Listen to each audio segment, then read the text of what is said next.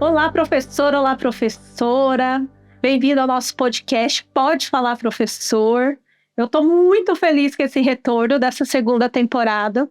Nós vamos falar aqui do que ninguém vê, que é a dor que o professor carrega na sala de aula. E nós vamos também falar da solução que poucos ensinam, que é a educação emocional. Então, se você precisa de ajuda, se você quer realmente transformar a sua sala de aula, esse canal é para você. Já se inscreve no canal e manda para todos os professores que você conhecer. Vamos juntas construir uma rede forte de apoio ao professor.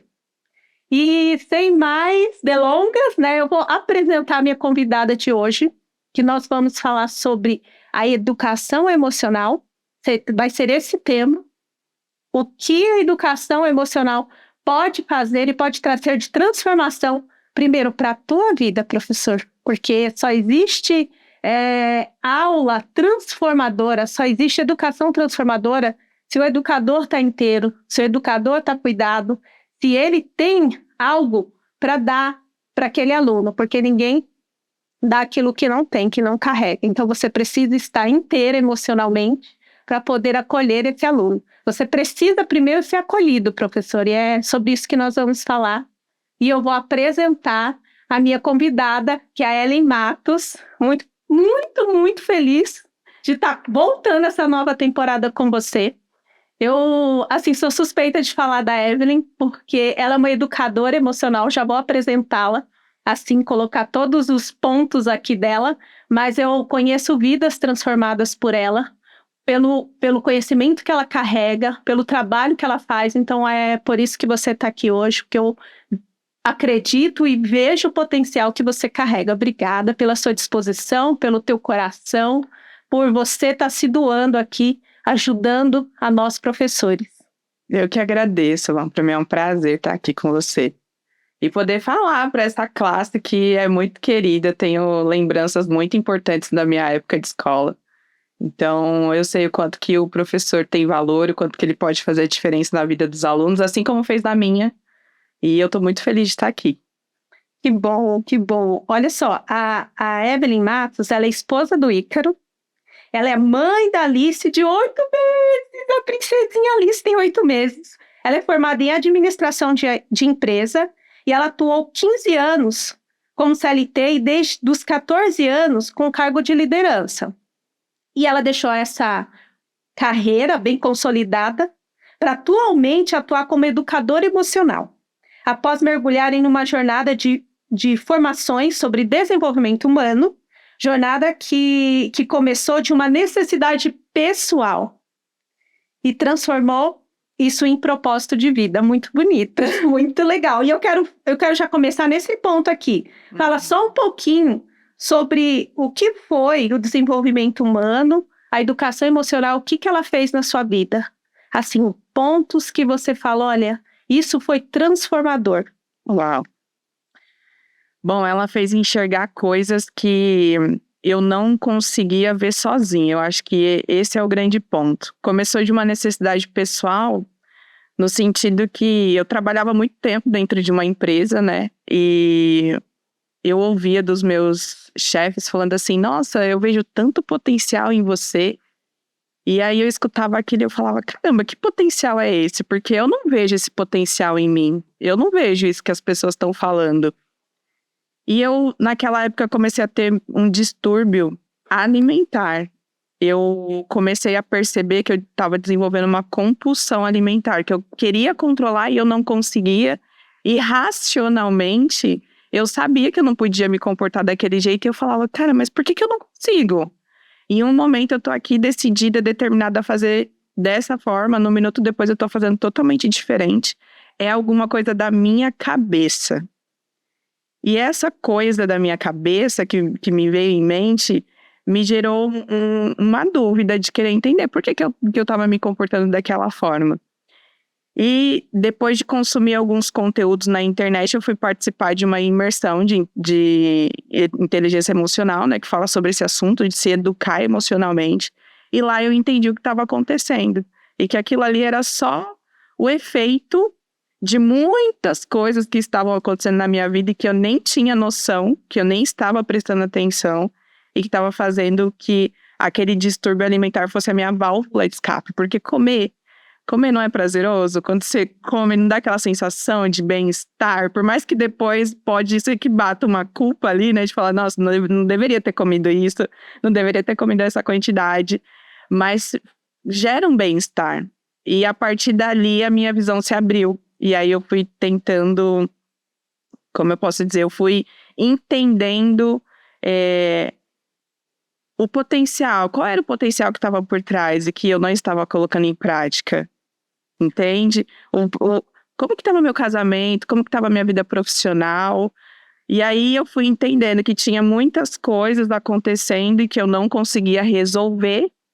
E no final do dia, a conta era um sentimento de frustração que eu tentava pagar comendo as coisas que eu não podia comer.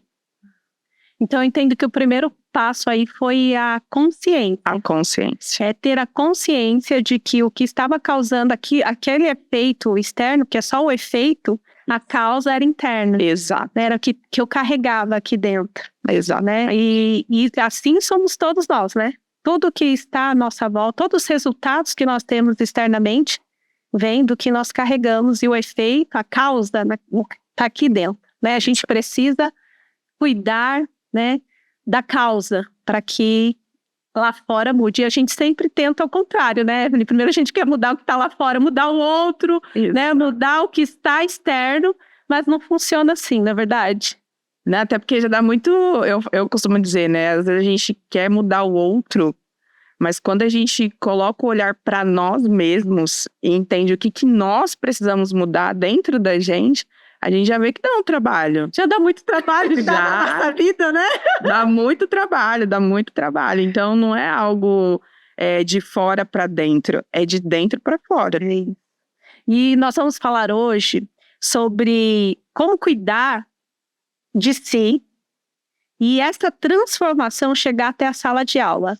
Porque como o professor vai cuidar de si primeiro, porque essa é a questão, para que essa transformação de dentro dele chegue na sala de aula, seja só um reflexo, né? Porque é isso. Então eu quero te definir aqui, já que eu estou na frente de uma educadora emocional, eu quero definir 3 sentimentos que eu, como professora, sinto dentro de sala de aula.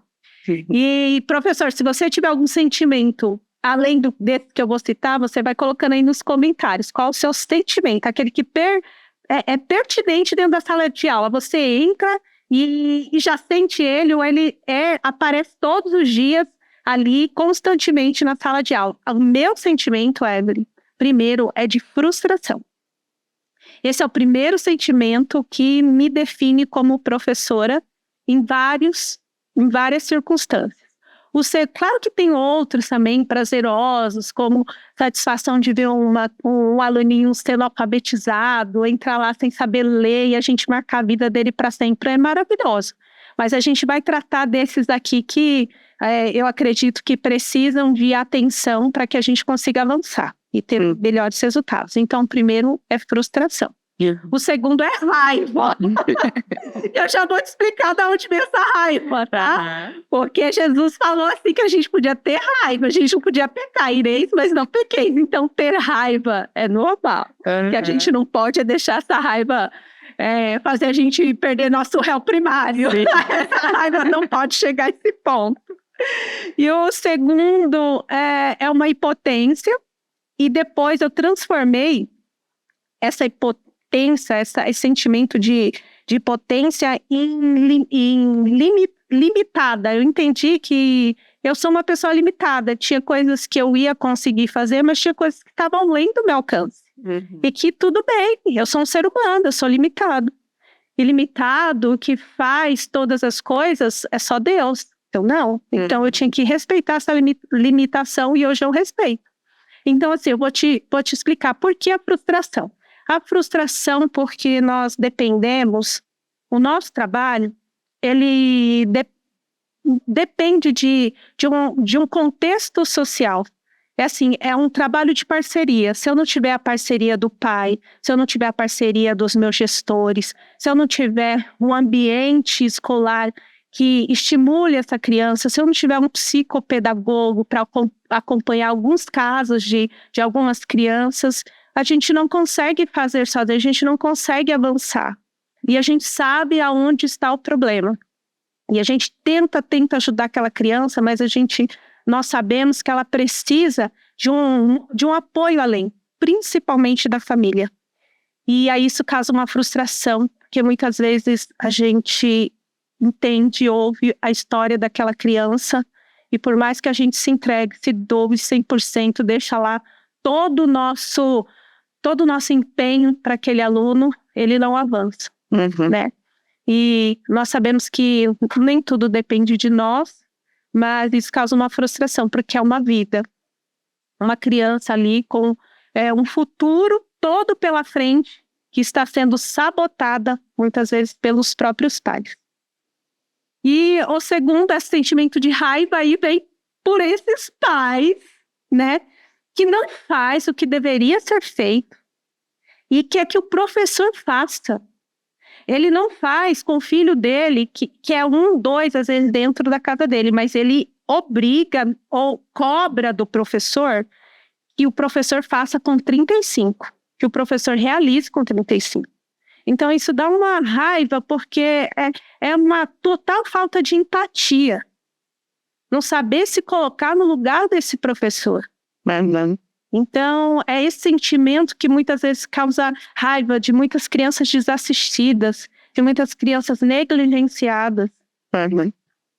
É esse sentimento de raiva que a gente vê o tempo todo, crianças negligenciadas dentro de salas de aula. E o professor tendo que lidar com esse sentimento ou com essa emoção o tempo todo. E o terceiro, eu falo que era uma impotência, porque tem coisas que você não vai conseguir alcançar. E aí eu entendi que eu era limitada, que eu não ia conseguir. Todo ano letivo a gente tem lá em torno de 30, 35 alunos. A gente não vai conseguir, humanamente falando, alcançar 100% ou tirar 100% de todos eles. 100% de desenvolvimento, 100% de aproveitamento, nós não vamos conseguir. Porque é humanamente impossível. Sem ajuda, principalmente sem ajuda, sem apoio dos pais, sem apoio da escola, da família, né? No geral, não é só o professor. Existem outras vertentes dentro disso. E aí eu entendi que eu sou limitada. Mas eu saio todos os dias de dentro daquela sala de aula com a minha consciência tranquila, sabendo que eu dei o meu melhor. E eu fiz o que eu pude. Então, eu quero, dentro dessas 3 emoções que eu disse que é pertinente, né, em sala de aula, que eu carrego, eu queria que você falasse um pouco deles e qual que é o caminho aí que nós podemos entender essas emoções, para que ela não nos atrapalhe, mas nos auxilie, né, deixe a gente avançar. Não seja um bloqueador ali, não seja um freio. Estou frustrada, não vou fazer mais nada, isso não tem mais jeito, não. Eu sinto essa emoção, mas eu consigo gerenciar e eu consigo transformar ela em algo que faça eu avançar e principalmente meus alunos avançarem. É interessante ouvindo você falar, porque o mundo ideal, vamos colocar assim, é que todos que convivem com uma criança soubessem a responsabilidade que carrega e os efeitos que vai gerar nela como um todo, né? Tanto os pais quanto a própria escola, que promove iniciativas ali para desenvolver a criança, assim como o professor também, tivesse muito claro a responsabilidade que cada um tem na construção desse ser humano. Porque a escola é o segundo lugar que a criança mais convive na infância, fora o lar dela, fora a casa dela. Então, eu vejo que os professores já são professores não só pela profissão efetivamente, mas porque carrega realmente essa vontade de cuidar, essa vontade de ensinar, esse dom que tem para ensinar os alunos. E eu acredito que ao ver esse contexto de ver aquelas crianças daquela forma, não sendo assistidas da forma que deveria, e também, às vezes, sendo pai, às vezes sendo mãe, vendo o quanto que está sendo precário, vamos colocar assim, os estímulos que eles estão recebendo, seja de atenção, ou seja de outros que precisa para a educação, de limites, né, que é importante para a criança, de ver que é precário, tenta, querendo ou não, ajudar essa criança. Porque vocês sabem os impactos que isso vai gerar na vida adulta dessa criança. Então, eu acho que o primeiro ponto para conseguir calibrar, vamos colocar assim, essa frustração é entender realmente o que cabe a você como professora fazer dentro da sala de aula. E tá tudo bem querer se doar um pouco mais, né, para conseguir ajudar aquela criança, mas entendendo que é como se fosse um extra, vamos colocar assim, porque aquilo acaba não cabendo a você, de fato, entende? Então, acho que é administrar a expectativa do que você vai ser capaz e do que você pode fazer por aquela criança, que já são inúmeras atribuições que vocês têm, além de alfabetizar, né, de ensinar e desenvolver aquela criança cognitivamente falando. Então, eu acho que é entender isso e avaliar que, por mais que tenha inúmeras questões que envolvam na educação, nem tudo está no seu controle. Né? Por exemplo, a infraestrutura de uma sala de aula, da escola, não está no seu controle. Então, o que você pode fazer de melhor com o que você tem em mãos, com o que você pode fazer, com as suas habilidades, com o seu dom, para realmente gerar um impacto na vida daquela criança, sabe? Eu acho que o primeiro ponto é esse. Então, é olhar para dentro de você e entender, será que eu estou fazendo o meu melhor com aquilo que eu tenho em mãos? Os desafios são esses. O que eu posso fazer de diferente que está no meu controle? E a partir daí, fazer isso. Porque no final do dia, a conta que você tem que olhar para você e avaliar é, eu fiz o meu melhor? Ou não? Eu não fiz, porque, tá todo mundo mesmo, né? Os pais não fazem, a escola não está fazendo, as crianças também não querem fazer. Então, eu também vou entrar aqui e vou lidar com esse cenário da mesma forma que todo mundo está lidando. Então, eu acho que esse é o primeiro ponto, sabe? De avaliar o que está no seu controle e dentro do que está, se você está fazendo realmente o seu melhor. Eu acho que é esse o objetivo primário, vamos colocar assim, da educação emocional, é você olhar para você. É você olhar para dentro de você e entender o que você está fazendo com aquilo que você tem em mãos. É se automapear, é se autoavaliar, que entra a questão do autoconhecimento, entende? Então, eu acho que esse é o primeiro ponto. E aí você comentou, né, vem a raiva, vem aquela indignação, porque, né, parece que é só você que está enxergando, né, parece que os outros não estão enxergando. E ter raiva é bom, claro que é bom, né? Eu tenho até o filme O Divertidamente, que ficou muito popular, né, nesses tempos agora, recentemente, que fala sobre isso, né? E lá fica muito claro quais são as emoções e mostra que a gente já nasce com elas, já é natural do ser humano, né? Ter raiva, ter medo, ter alegria. Tem até o personagem do Nojinho ali que dá a sensibilidade do que eu tenho que tomar cuidado para ficar perto ou não, do que eu vou gostar. Pra não me envenenar. Exatamente. Exatamente, né? Do que pode fazer mal. Então, é natural, nós nascemos com essas emoções. Nós nascemos com elas. Agora, o grande ponto é o quanto que perante os desafios ali que a gente enfrenta no dia a dia, que vocês enfrentam na sala de aula, que vocês estão utilizando. Qual é a intensidade dessa raiva? O que ela está resultando na sua vida?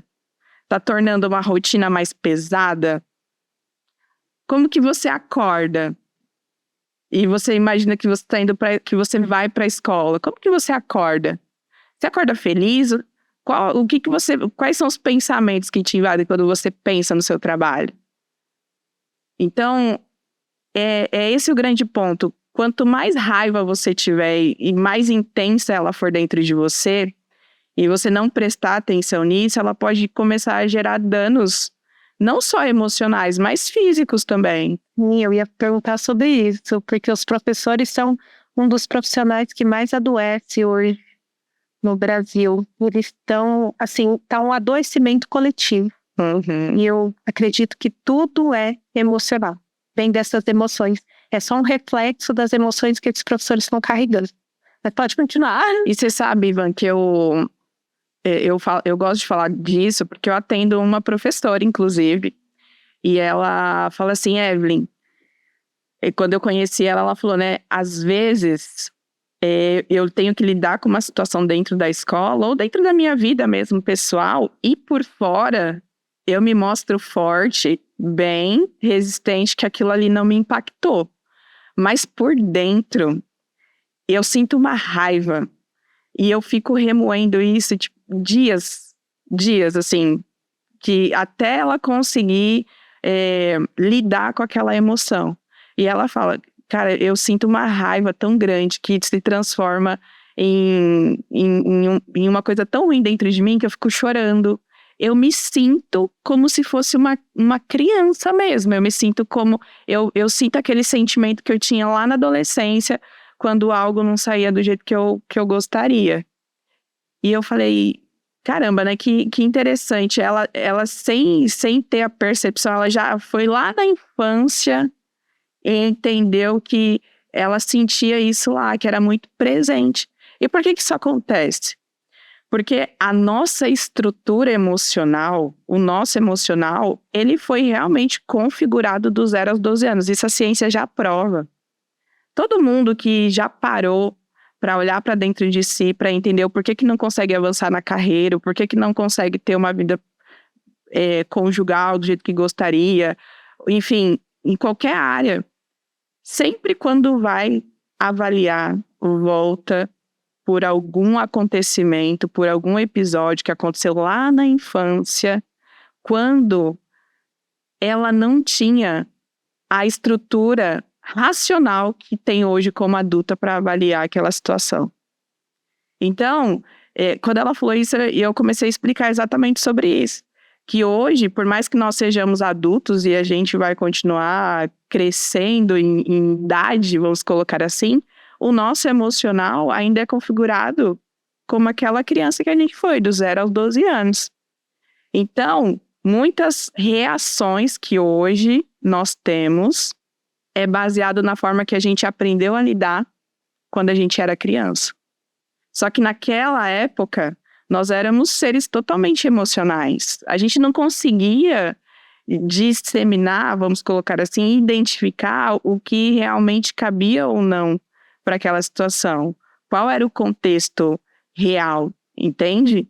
Então, é muito importante a gente entender que se hoje, quando acontece um fator, um desafio, e você reage de uma forma que você não gostaria, e você sabe racionalmente que eu deveria ignorar isso daqui não deveria me abalar, isso daqui é responsabilidade dos pais, isso daqui é responsabilidade da escola, e hoje essas interferências ainda te machucam de alguma forma, é porque existe uma estrutura emocional que está danificada por algum episódio que precisa ser revisitado. Lembra no filme que tem as memórias? Sim, sim. As memórias de curto, médio e longo prazo, as memórias base, eles falam, né, que é aquilo que vai nos configurando a nossa personalidade. Eram as ilhas, que ela tinha a ilha da família, a ilha da amizade, é isso mesmo. Essa personalidade que está sendo ali formada. Exatamente. E aí, passa esse período dos 12 anos, a gente vai crescer, dali a gente vai começando a construir uma maturidade, entendendo que racionalmente o que cabe para mim e o que não cabe. E aí algumas coisas a gente vai conseguindo lidar muito bem com elas, outras não. E é por isso que é importante a gente olhar para dentro de si, entender quais são as causas que fazem hoje isso ter tanta interferência na minha vida, sabe? Então, eu acredito que os professores têm que ter essa visão para si, para que consiga se blindar, vamos colocar assim. Ou que, por mais que tenha algum efeito, que ele não seja tão danoso, vamos colocar assim, como tem sido em alguns professores que têm ficado doentes, que têm se afastado e que não têm conseguido lidar com esse contexto. É um contexto desafiador, são as emoções do professor, mais 35 emoções para ele gerenciar para ele direcionar, para ele educar. Então, você imagina o contexto de sala de aula, né? E são emoções diferentes, porque nós estamos ali com pessoas, né, com crianças, uma diferente da outra, né? De contexto, muitas vezes, familiar diferente, né? Elas, umas muito bem cuidadas e assistidas, outras negligenciadas. Então, olha o desafio que esse professor tem que carregar. Mas o que eu hoje bato e tenho falado com os professores aqui, que eu tenho oportunidade de falar, primeiro você, professor, porque eu estando bem, eu posso ser espelho, posso ser exemplo, posso ser base para aquela criança que muitas vezes não tem dentro de casa. Só que se eu não cuidar de mim, cuidar das minhas emoções, cuidar da minha saúde, porque tudo, né, gira em torno disso, vai ficar difícil, vai ficar mais difícil ainda o professor conseguir administrar isso. E aí eu queria que você comentasse sobre uma frase que eu vou falar. O aluno pode até esquecer o que você ensinou, mas ele nunca vai esquecer como você fez ele se sentir. Uau. Eu vou trazer um pouco assim, muitas memórias da época de escola. Acho que depois que eu entrei nessa jornada realmente de entender mais sobre comportamento humano, né, entender as pessoas que fizeram parte de toda a minha trajetória, de coisas que foram importantes para mim, sempre vem a escola, sempre vem alguns professores. Na época de escola, eu lembro que eu era uma aluna, eu não era nem a do fundão, vamos colocar assim, mas também não era a CDF lá da frente, sabe? Eu era... Tem cara que você era boazinha. Eu tava ali, entendeu? Tentando estudar. Eu era aquela criança, eu tava até lembrando, eu falei, nossa, eu vou até comentar com a Vanessa. Eu era aquela criança que quando chegava a época de comprar material da escola, minha mãe comprava tudo, antes de começar as aulas, eu ficava cheirando. Sabe o material que dava aquela sensação de, nossa, vou pra escola, né? Eu amava ir pra escola. E quando você fala sobre essa questão do aluno, o professor, ele tem, como eu posso dizer, a atitude, vamos colocar assim, o controle de determinar como que vai ser o ambiente da sala de aula, porque ali dentro da sala de aula é o professor e os alunos. E eu lembro que, inclusive, assim, tinha professor que eu falava, ai, que delícia, nossa, vou ter aula de novo com esse professor, eu gosto tanto dessa professora. E tinha professores que eu já falava, nossa, não acredito que eu vou ter aula com esse professor, sabe? Por quê? Pela forma que os professores lidavam com a gente. Haviam professores ali que eram mais acolhedores, que davam uma atenção diferente, que eu sentia que se preocupava realmente para que a gente fizesse o que precisasse ser feito. E tinha professores que eu tinha a percepção hoje, né, como adulta, eu consigo entender isso, que era tipo, vim aqui cumprir minha aula, entendeu? É isso daqui, mal olhavam pra gente, frio, sabe? E não gerava realmente aquela conexão. E isso é muito legal que você está falando, muito importante, porque o ponto de tudo isso é a conexão emocional. A neurociência já provou que não existe aprendizado se não envolver emoção. Como se a emoção fosse a cola que colasse o aprendizado ali na memória de longo prazo, mas se não envolver emoção.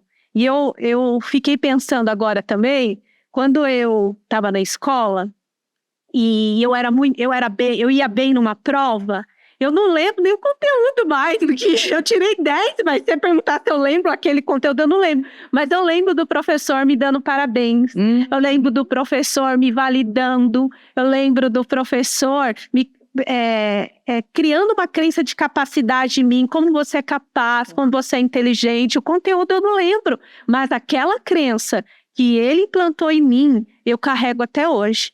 Então é sobre isso, porque nós desenvolvemos até hoje o cognitivo com muito conteúdo, com muita metodologia didática, mas nós esquecemos do principal, da base, que é o emocional, porque nós somos seres emocionais. Então, é sobre isso. Então, imagine assim, hoje você como adulta, quando você tem que lidar com alguma situação que alguém impõe para você, não, você tem que fazer isso. Você como adulta, você gosta de receber? Imagine uma criança. Então, é preciso ter um tato, vamos colocar assim, entender que é um ser humano e que assim como nós, e aí entra um pouco da questão da empatia, de você se colocar no lugar do outro, né? Principalmente de uma criança que ainda não tem o raciocínio lógico tão apurado, entende? Então, você falou sobre isso, de como o professor fazia você se sentir, é exatamente isso. Eu lembrei, faz pouco tempo, do meu pré, que era uma época que dava estrelinha, não sei se eu sou dessa época. Gente, aquilo me fazia me sentir tão bem, e a minha disposição em querer aprender aumentava, porque eu sabia que era como se fosse como se fosse aquilo que eu fosse ter de benefício, vamos colocar assim. Se eu me dedicasse, eu ia ter mais reconhecimento, eu ia ter mais, eu ia ser mais inteligente, porque na prática era assim que o professor me fazia sentir. Nossa, eu ganhei 5 estrelinhas, para mim era o ápice, sabe, da escola. Eu acho que, pensando agora, falando com você, era até o que mais me motivava realmente a gostar tanto da escola. Era ver que os professores reconheciam o meu esforço, reconhecia que eu estava realmente fazendo o meu melhor, sabe? E entendendo tudo isso, você acredita então que o bem-estar emocional do professor é o recurso pedagógico mais valioso que ele pode carregar? Sem dúvidas, sem dúvidas. E não existe metodologia, não existe método, não existe estrutura, não existe livro que vá sobressair o bem-estar emocional de um professor dentro da sala de aula. Que é ele que vai colocar essa temperatura dentro da sala de aula. Exatamente. Mas e como, agora, essa é a questão. Essa é a questão. Como esse professor vai conseguir alcançar isso diante de tantos desafios que está na frente dele? Porque a sala de aula, como que eu posso descrever para você? Todos os problemas sociais existentes no mundo, ele está resumido, ele está concentrado em um único lugar chamado sala de aula. Uhum. E qual que é o caminho para esse professor começar a conseguir, né, um resultado aí que eu acredito que todos os professores querem? Eles estão ali no pedido de socorro, pedindo ajuda, porque é uma dor silenciosa lá dentro, que quando ele fecha a sala de aula é ele mais 35 alunos e um desafio muito grande para ele vencer. Uhum. Então, eu já entendi que é primeiro identificando, tendo consciência dessas emoções. E qual que é o segundo passo? Depois de eu ter consciência das minhas emoções, conseguir nomear essas emoções, reconhecer essas emoções, qual que é o próximo passo? Eu acredito que o próximo passo é entender quais são os gatilhos, vamos colocar assim. Então, digamos que seja a raiva, que você colocou aqui como exemplo, né? Cara, eu tenho tanta raiva que no final do dia eu me sinto estressada, eu me sinto pesada, eu me sinto péssima. Esse é o resultado que isso tem gerado em mim. E quais são os gatilhos? Porque não é a todo momento que você sente esse sentimento, mas pode ser em alguma atitude de alguém, em algum momento ali que aparece algum desafio. Então é começar a identificar quais são os gatilhos. Em que momento que eu estou sentindo? Porque é muito provável que você encontre, inclusive, um padrão. Por exemplo, assim, no trânsito, vamos colocar. No trânsito, fulano não deu a seta. Automaticamente aquilo já gera um gatilho, você já xinga, né? Já fala alguma coisa que não deveria, já se exalta. Então, o fato da pessoa ter passado por você, não ter dado certo, ter te atrapalhado, aquilo ali já gerou um gatilho, já veio a raiva, se sobressaindo ali naquela hora. Então, é mais ou menos nesse sentido, de você entender qual é o momento que isso é gerado em você. E começar a identificar, beleza, eu entendi aqui o momento, o gatilho que tem gerado, é quando alguém fala isso pra mim, é quando alguém se comporta dessa forma. E você olhar pra dentro de você e tomar uma decisão, literalmente, de eu vou continuar alimentando esse sentimento, ou eu vou começar a me fortalecer, dando uma outra interpretação para isso que está acontecendo. Então, por exemplo, do trânsito que eu comentei, né? Às vezes você fala, caramba, né? A pessoa não sabe que tem que dar seta, e aí vai gerando aquela raiva, mas você não sabe o que está acontecendo com aquela pessoa, você não sabe se ela está no momento que ela está no momento prestando socorro para alguém, você não sabe o que está acontecendo ali dentro daquele carro. É um outro universo, é um outro mundo, é uma outra dinâmica, é uma outra forma de pensar que está fora do seu controle. Entende? Eu entendo. E isso foi um divisor de águas na minha vida, porque quando a pessoa faz algo, ou fala algo até inclusive de você, você tem que entender que não é sobre você, é sobre ela. Exatamente. Isso faz toda a diferença. Então a pessoa ela fala sobre ela, sobre o que ela tem para dar, sobre o que ela carrega, sobre o que ela sentiu ali, não tem nada a ver, não tem nada a ver com você. Quando essa consciência veio, quando essa ficha caiu, vou dizer assim, tudo fez sentido, tudo mudou. Quando eu entendo que não é sobre mim, é sobre ela. Exatamente. Então, esse é o princípio de se educar. É primeiro você ter a consciência, entender quando que isso acontece e quando acontece, qual é o efeito que aquilo tem gerado em você. Só que a gente não aprendeu isso, Van. A gente não foi ensinado a olhar para dentro da gente e se acolher. Muito pelo contrário, muitas vezes a gente foi reprimido. Não precisa sentir isso. Isso que você está sentindo é uma besteira. Isso é frescura. Para que você está falando isso? Aconteceu. Não precisa sentir isso. Então, muitas das vezes, na própria criação que a gente teve, a gente não foi incentivado a olhar para a gente foi incentivado a ignorar, a olhar e falar, não, é uma besteira, isso daqui não é importante. Engole o choro, exatamente. Como se você não pudesse expor aquilo que você estava sentindo. E não porque as pessoas que estavam nos criando, vamos colocar assim, queria fazer algum mal pra gente, mas porque elas também não foram ensinadas a lidar com isso.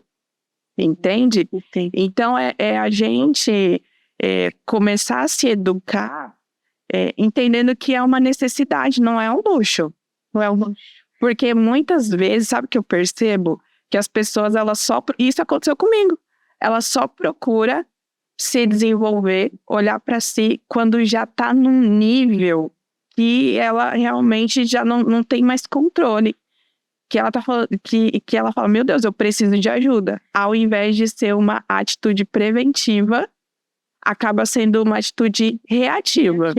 Aí chega, às vezes, em pontos que já não tem mais volta, é um casamento destruído, é uma saúde que muitas vezes você não consegue reverter. Os danos daquelas emoções causou por anos, depressão, câncer. A gente sabe que o câncer tem muito a ver com o emocional. E aí as pessoas querem depois correr atrás do prejuízo, né? Só que antes disso, quantas perdas, né? Quantas marcas nós deixamos, né, nos nossos filhos, nos nossos alunos, nas pessoas que estão em volta de nós por não conhecer, né? Ou não se educar emocionalmente. Mas é como você disse, né? Nós fomos criados por pessoas que não foram educadas, não sabiam. Só que existe ali um posicionamento. Você pode falar assim, olha, parou em mim, né? Chegou aqui, parou em mim. Comigo vai ser diferente. Eu vou buscar educação, eu vou buscar informação, eu vou buscar transformação através da educação emocional. E aí eu não preciso mais passar isso para frente, eu não preciso mais fazer o meu filho passar aquilo que eu passei. Não preciso mais marcar a vida dos meus alunos de uma forma negativa como já tem sido aí fora. né? Porque no final vai ser o legado que você vai deixar. Isso se chama legado. É a marca que você deixa nas pessoas, é aquilo que você deixou para o mundo. Né? Que eu tenho uma professora que marcou minha vida, isso fazem 35 anos, e hoje eu falo, 35 anos depois, eu falo da Andréia, que marcou e resgatou minha vida. E é sobre isso, é sobre legado. E você fala dessa professora. Eu tenho uma professora também na minha memória, que é a professora Fátima. Eu era uma aluna que eu gostava tanto de estudar, por mais que eu não fosse CDF, que eu queria estudar nas férias, mano. Você acredita? Ai, meu Deus. A minha aluna dos sonhos. E essa professora, inclusive, ela morava perto, né, da onde eu estudava, da onde eu morava, e ela não tinha obrigação nenhuma de fazer isso, mas você acredita que ela me deu aula nas férias pra eu ficar brincando, assim, sabe? Ficar desenhando. Minha mãe foi e contratou ela e falou, não, dá aula pra ela que ela quer estudar. E a professora Fátima, com todo o coração, foi lá, me acolheu. E eu passei as férias feliz, contente, sabe? Então, eu anotei aqui, ó. Então, pra gente fazer uma revisão. O professor gosta de fazer revisão, vamos fazer uma revisão. Primeiro é reconhecer essa emoção. Depois de reconhecer, a gente nomeia. Exato. Dá nome a essa emoção. Depois a gente acolhe, né? A gente faz esse acolhimento, autoacolhimento. E aí, só depois dessas etapas que vem a quarta, que é a transformação. Dá um novo significado para a emoção. E é esse o caminho, então? Esse caminho. Tirei nota 10? Tirou nota 10. Então, diante disso, eu quero colocar aqui para você uma frase que eu acredito assim, profundamente nela. Que educação emocional não é conteúdo extra, é a fundação. Sem ela, qualquer metodologia desmorona. Que ela tem que ser a base ali do conhecimento. Ela tem que ser, nós podemos ensinar as crianças desde ali da pré-escola, desde ali do ciclo de alfabetização, educar essas crianças emocionalmente, ensinar a nomear suas emoções, a acolher essas emoções, a entender e a gerenciar essas emoções. Exato. É sobre isso que depois desse caminho, eu acredito que vai haver uma transformação para muitas coisas, vai vir muitas respostas que os professores têm procurado incansavelmente por aí, tentando entender, porque ele não desiste, professor. Ele tem essa característica que ele não desiste. Para um professor desistir de um aluno, de uma sala de aula, é porque assim chegou num limite que ele não conseguiu mais suportar. Mas assim, eles estão lutando o tempo todo, eles estão tentando o tempo todo, estão mudando de estratégias, tentando novas estratégias. E por que eu hoje sou defensora dessa educação emocional? Fui me educar emocionalmente porque eu era uma criança, emocionalmente falando. Eu entrei numa sala com um desafio enorme, com 30 crianças, e essas crianças eu vi que tinha muita demanda emocional ali, e eu me vi naquelas crianças, em atitudes que eu estava vendo crianças de 5 anos tendo.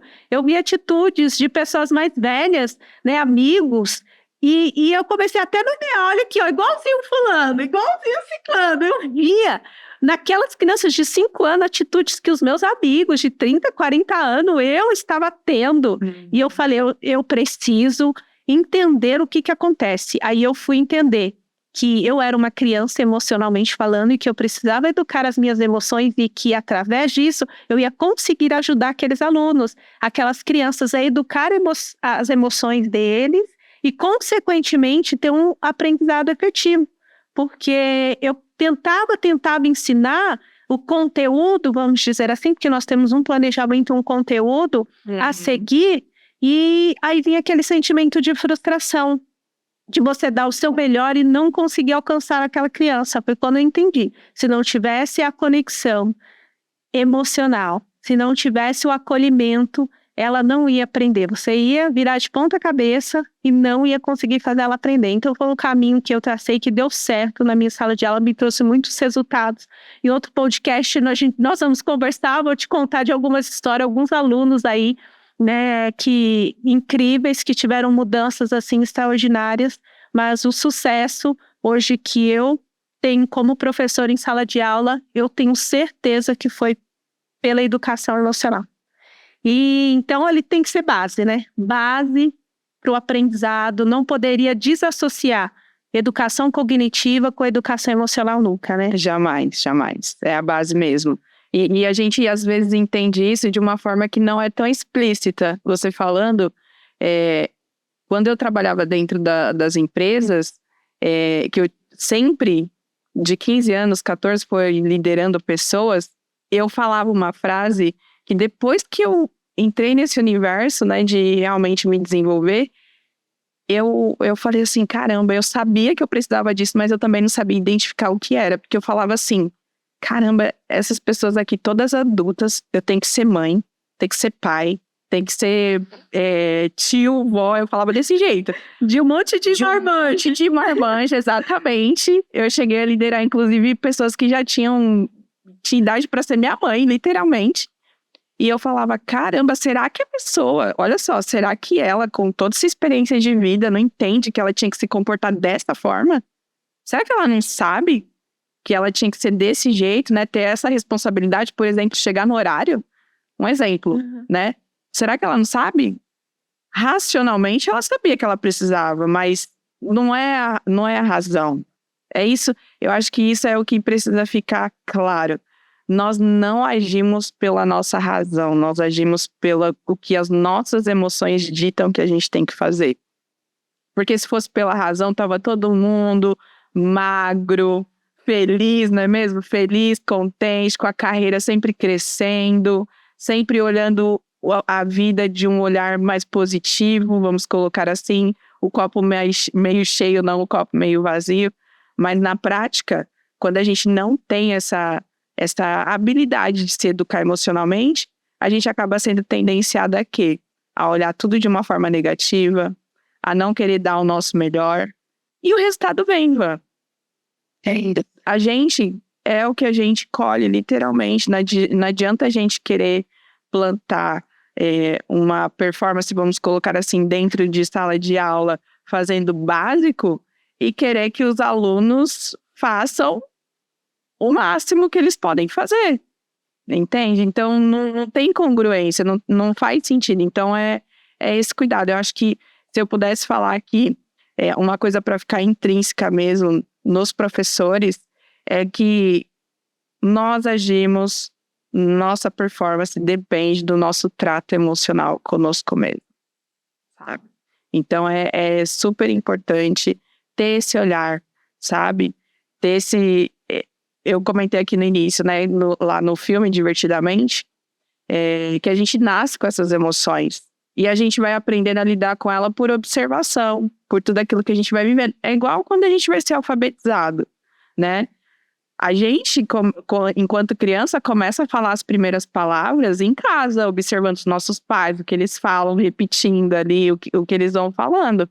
Mas, se a gente quiser aprender realmente a usar a nossa comunicação, a gente tem que aprender a escrever, a gente tem que aprender a ler. E isso acontece através do quê? Da repetição. O professor não chega lá no primeiro dia e fala assim, olha, hoje a gente vai aprender as vogais. E ele ensina só uma vez e a criança já sabe. Não, é a prática, é o todo dia, é a repetição, até aquilo se tornar natural. Então, no trato emocional que a gente precisa ter com a gente, também é assim. Então, se antes eu ficava alimentando um sentimento de raiva todos os dias por tudo que acontecia, e eu ficava olhando todos os problemas, dando um significado ruim, então, como que eu mudo isso? Percorrendo um novo caminho, olhando para aqueles mesmos desafios, só que trazendo um novo significado. No sentido de que eu sei que isso é responsabilidade dos pais, mas eu não consigo fazer o que é da responsabilidade deles, então eu vou fazer o melhor que tem em mim. E eu estou fazendo o meu melhor?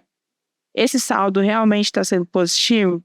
Então, se você está fazendo o seu melhor, está fazendo aquilo que você sabe fazer e entregando tudo que você pode, é isso que vale. Então, enquanto você for alimentando isso, eu estou fazendo o meu melhor, eu estou fazendo o meu melhor, eu estou fazendo o meu melhor, você vai desenvolvendo dentro de você a capacidade de realmente olhar para você e se acolher e falar, eu estou fazendo a minha parte. E isso é o suficiente, é isso que cabe a mim. É treinar até se tornar. Exatamente. Né? A gente faz um treino, da forma que a gente treina a escrita, a gente vai treinando nossas emoções até se tornar. Né? Agora que tem muito analfabeto emocional, muito analfabeto emocional também, nós éramos uma, né? Sim. Por falta de conhecimento, de consciência, mas nós estamos nessa jornada já há um tempo aí, nos aperfeiçoando agora, né? E podendo ajudar agora os professores. E eu recebi recentemente um vídeo, e ele falava assim, que tudo que nós fazemos é semente. O horário que você acorda e você acorda de manhã é uma semente. Se você acordou às 10, se você acordou às 7 para ter um dia mais produtivo, é uma semente. O café da manhã que você escolheu tomar, se é um café saudável, que te vai dar energia, ou aquele lá que vai fazer você ficar doente a longo prazo, é uma semente. As palavras, principalmente, que você fala durante o seu dia, você declara na tua vida, na vida dos teus filhos, na vida dos teus alunos, são sementes. É o tempo todo você plantando, você coloca o pé no chão, abre seus olhos, você já começou a plantar. E se tem uma lei que ela é irrevogável, é a lei da semeadura. Tudo que você planta, você vai colher.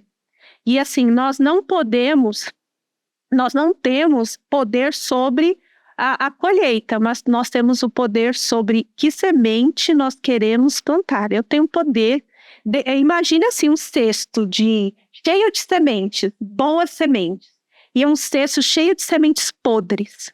E ali eu tenho 2 cestos aqui todos os dias,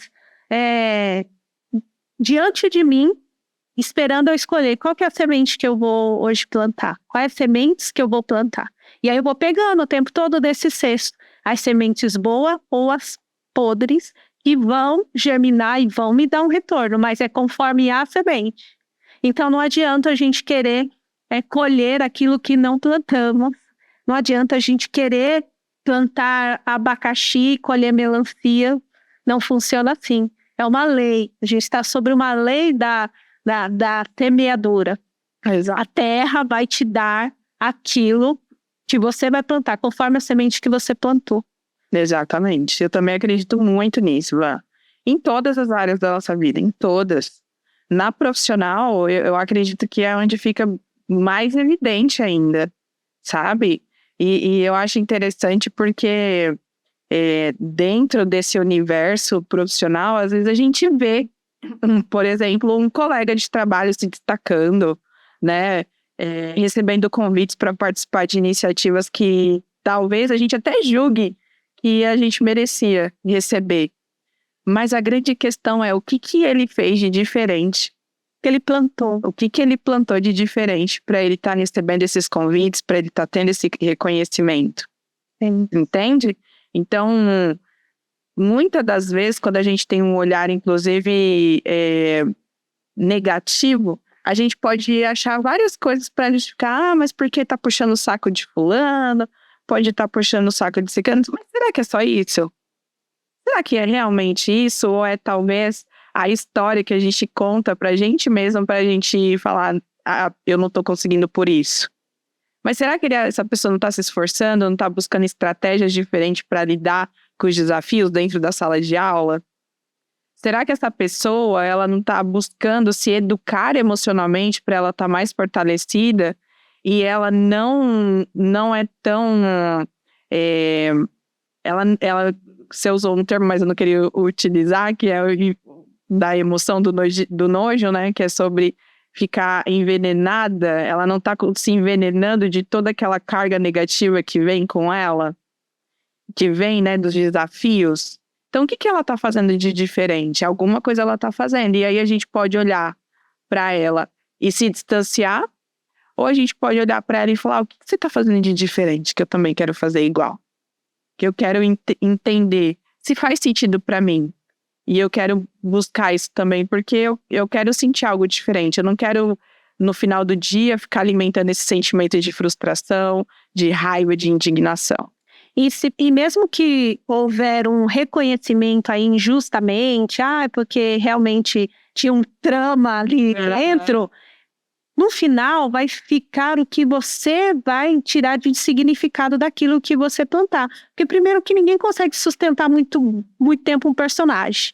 Ela vai colher conforme ela foi plantando. Foi lá, né, se fez de boazinha, se fez de entendida e daqui a pouco é desmascarada. É só você deixar ela percorrer o caminho dela. Né? Agora, o que você vai fazer com isso? De repente, você vai seguir em frente, vai dar o seu melhor, independente dos outros? Você vai ficar se remoendo, alimentando aquele sentimento de injustiça?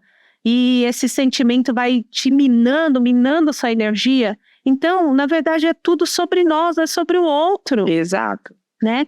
E aí, agora a gente está chegando no final, falei para você que passa muito rapidinho. Eu quero te entregar aqui uma semente, que essa é uma semente de um professor que nos ajudou, claro, que tem muita contribuição, mas de pais também que faziam os seus filhos lerem, por isso que é importante a leitura. Esse livro aqui é o livro da Julinha, você conhece a Júlia? Ela escreveu esse livro, ela tinha 14 anos de idade.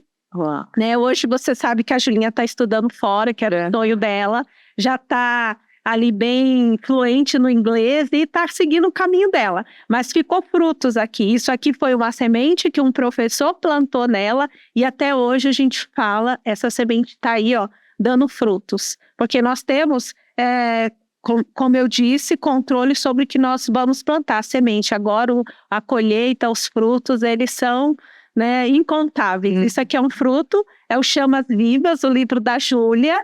Olha, depois eu vou deixar o link para vocês, quem tiver interesse. Esse livro aqui é muito legal para adolescente, porque na época que ela escreveu, ela tá adolescente quase adulta, ela vai fazer 20 anos, mas ela escreveu, o livro ela estava com 14 anos, então tem uma linguagem bem assim de adolescente, e assim, ó, vale a pena, professora, ó, indicar para esses adolescentes aí ler. E, Julinha, um beijo, a mamãe te ama, tô morrendo de saudade. Isso aqui é pra você, um Obrigada, presente. que honra.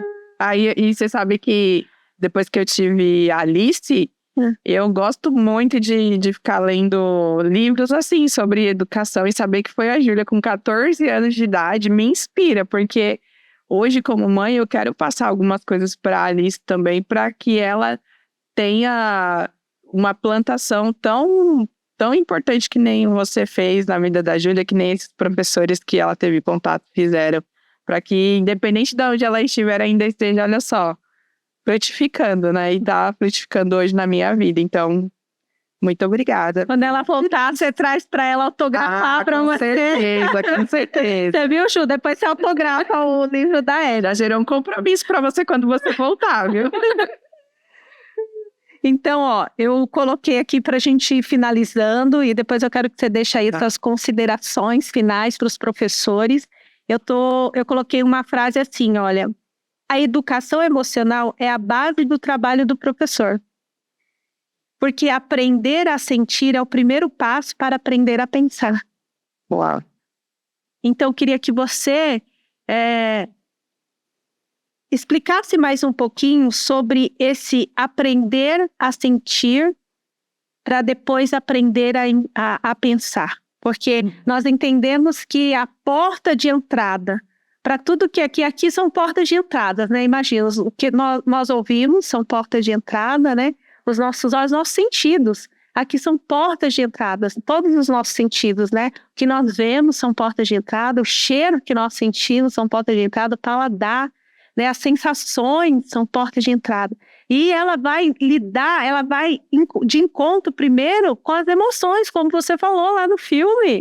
Né? Primeiro encontro com as emoções. E ali alguém vai pegar o controle, né, e vai definir o que eu vou fazer com aquela emoção que acabou de chegar. E aí, depois de passar por essa emoção, aí que vai para o lado do cérebro, que aí é o racional.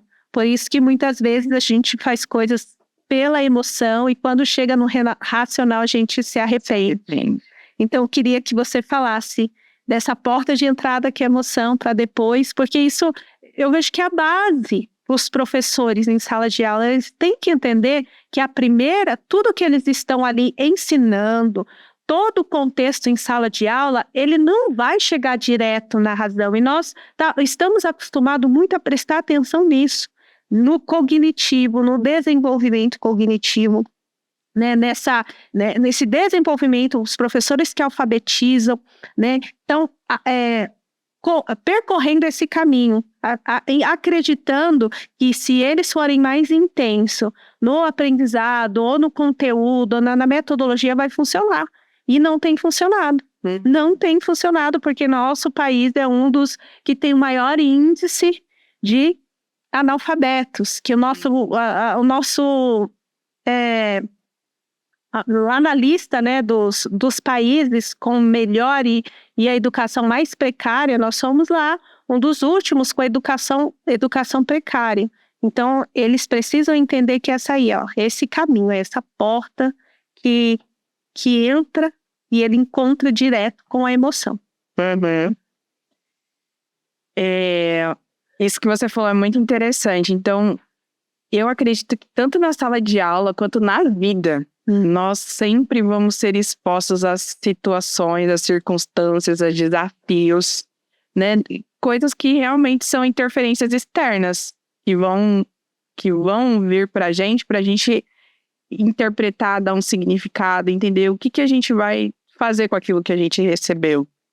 Então, eu acredito que o ato de amor, vamos colocar assim, que a gente pode fazer por nós mesmos, é a gente desenvolver a capacidade de olhar pra gente e sair, sabe, do modo automático? Do modo automático, literalmente, porque o nosso cérebro, ele trabalha dessa forma. Ele quer a todo tempo não gastar energia, então ele vai desenvolvendo padrões, formas de lidar, de se comportar com determinadas situações. Só que a gente precisa entender o resultado que aquilo está gerando. No final do dia, você está se sentindo cansada, você está prestando atenção que você está ficando ansiosa. O que está te gerando? Está te gerando medo, angústia, insatisfação? Quais são os sentimentos? Então, é você olhar para dentro de você para se acolher.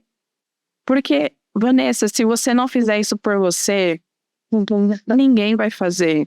Pode ser que até alguém faça, mas até alguém fazer isso pode demorar.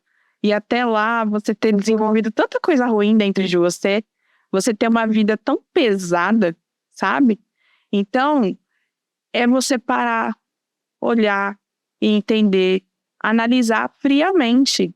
Só que isso é uma atitude que tem que ser feita, não é algo natural. No natural, a gente não quer fazer isso. Porque parar para se automapear, para se autoavaliar, é uma habilidade, como eu disse, que a gente não teve, entende? Então, eu acredito que é sobre isso, é sobre tudo que acontecer e você perceber que está gerando algo ruim dentro de você começar a prestar atenção. E primeiro, tem uma técnica, né, que eu li num livro que fala que é você passar esse pensamento, vamos colocar assim, por 3 esferas. Primeiro você duvidar, depois você criticar e depois você tomar uma decisão. Então, por exemplo, aconteceu um problema com você. E aí você deu um significado, eu sou assim mesmo, eu sou medrosa mesmo. Será que você é medrosa mesmo? Ou você só está medrosa numa medida que não deveria? E isso está te gerando um resultado ruim, que talvez você tenha medo de falar o que você pensa, porque os outros podem te criticar. Isso está te gerando, está te angustiando, porque você gostaria de falar, você gostaria de se impor, você gostaria de colocar um limite que você percebe que as pessoas estão atravessando, porque você não deixou claro. E você criticar. É isso que eu quero para minha vida? É assim que eu quero ficar norteando esses desafios? E tomar uma decisão. Sim ou não? Se for sim, você já sabe quais são os resultados que isso está te gerando a curto prazo. Imagine a médio e a longo. Muito bom. Então, vou deixar uma lição de casa para vocês, professoras. A lição de casa é o seguinte: saia do automático. Aproveita esse período de férias, elas estão de férias, descansando. E é um ótimo momento para você refletir, se mapear suas emoções, entender o que está acontecendo em vários contextos da sua vida, porque tudo isso aí é reflexo do que você carrega, do que está aí dentro de você, e tomar uma decisão, como a Evelyn muito bem falou. Uma decisão, você vai continuar alimentando isso, ou você vai começar agora a mudar a rota, mudar a estratégia. Se acolher, entender que você precisa de uma nova rota, de um novo rumo, e que as coisas vão dar certo, vão se consertar. E você sentindo isso, você conseguindo isso, você vai impactar não só a sua vida, mas as pessoas que estão em torno de você, tua família e principalmente seus alunos. Pronto. Então eu quero agradecer aqui a Evelyn. Foi um prazer. Você viu? Foi bem rápido. Eu queria estar conversando, perguntando mais, mas nós vamos ter mais oportunidades. Esse vai ser um assunto e a Evelyn vai estar sempre comigo aí, caminhando nessa jornada, que eu entendo que ela tem muito a nos ajudar. E manda um beijo para os professores, quiser dar uma mensagem final para a gente encerrar. Eu quero agradecer, falar que eu respeito muito a missão que vocês carregam e falar sobre a importância que vocês têm na vida de cada aluno que está dentro da sala de aula. E como eu disse, olhar para vocês é um ato de amor para que vocês consigam transbordar aquilo que realmente vocês são na sua essência. Então, se hoje, por alguma razão, todas as circunstâncias que estão em sala de aula ou outras ligadas, né, à infraestrutura ou qualquer outra coisa que impacte negativamente a vida de vocês, eu acredito que o caminho é vocês entenderem que faça o que você pode fazer por você, faça o melhor que você pode fazer pelos seus alunos, para que você realmente, no final do dia, tenha a consciência e o resultado de que você entregou o seu melhor e que você fez a sua parte bem feita. Então, um beijo, um abraço. Estou muito feliz de ter participado aqui. Obrigada pelo convite. E pode contar comigo, que eu vou estar aqui sempre com você para te auxiliar. E nós encerramos o nosso primeiro episódio do Pode Falar, Professor. Eu peço para vocês que compartilhem com outros professores, se inscrevam no canal. Vamos juntas criar uma rede forte de apoio. Nada melhor que um professor para entender o que o outro professor passa, sente dentro da sala de aula, os desafios de cada professor. Então, nós estamos juntas nessa. Um beijo, professora, e até a próxima.